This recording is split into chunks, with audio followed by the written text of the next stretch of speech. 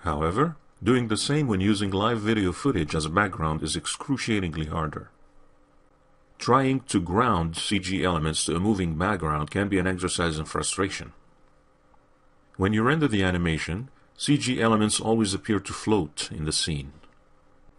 In order to match the 3D camera motion to the live background, you need to analyze the footage with a dedicated application such as Autodesk MatchMover.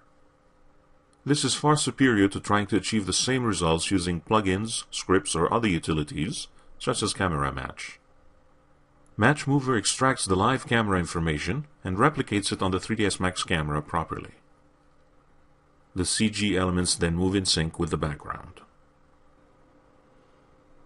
The workflow between the two applications is pretty straightforward for the most part. Before you can analyze live footage in Autodesk MatchMover, you need to convert it to an image sequence.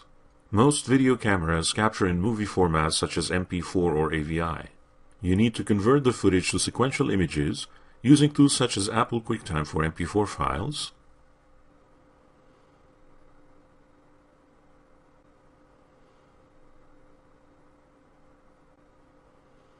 or Virtual Dub for AVI files.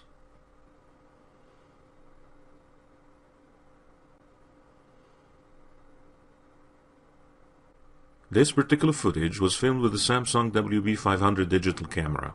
The shot is very unstable and will not win any movie awards. However, it will demonstrate how well MatchMover does its job of converting all that jitter data into 3ds Max. There are a few rules to follow before you capture the live footage. Avoid any moving objects, people, cars, in the live footage. It confuses MatchMover. If you can't avoid moving subjects, you need to mask them out using a movie editing tool, such as Autodesk Composite, Combustion, or Adobe After Effects.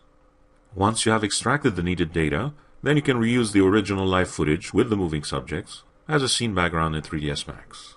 It is best if the live camera is actually moving.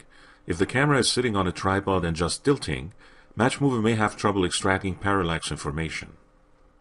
In that case, you may need to take a few pictures of the scene from various positions and use them to establish parallax data. These are referred to as helper images in MatchMover terminology. Refer to the MatchMover help for further information about helper images. If the scene you are capturing with your live camera contains large uniform surfaces, such as newly resurfaced roads or freshly mowed lawns, or uniformly painted walls, then you can help MatchMover by inducing track points in one form or another. Simple tape is always a good solution, especially for vertical planes like walls and tree trunks. They can also help you define vertical axis directions and distances. This information eventually helps with the transition from MatchMover to 3ds Max. Other man-made markers that can be used include ping pong balls or tennis balls. These can be useful on horizontal surfaces. It's usually best to cut them in half to prevent them from rolling. If you don't want them to appear in the final render, then you need to remove them using your favorite movie editing application. Alternatively, you can use what nature provides. Even a simple leaf can provide enough contrast for good tracking. Be careful with light objects though, as even the slightest wind can shift their location. This particular footage, used for this lesson, is shot without any placed markers. MatchMover will work its magic just the same, as you will see in part 2 of this series.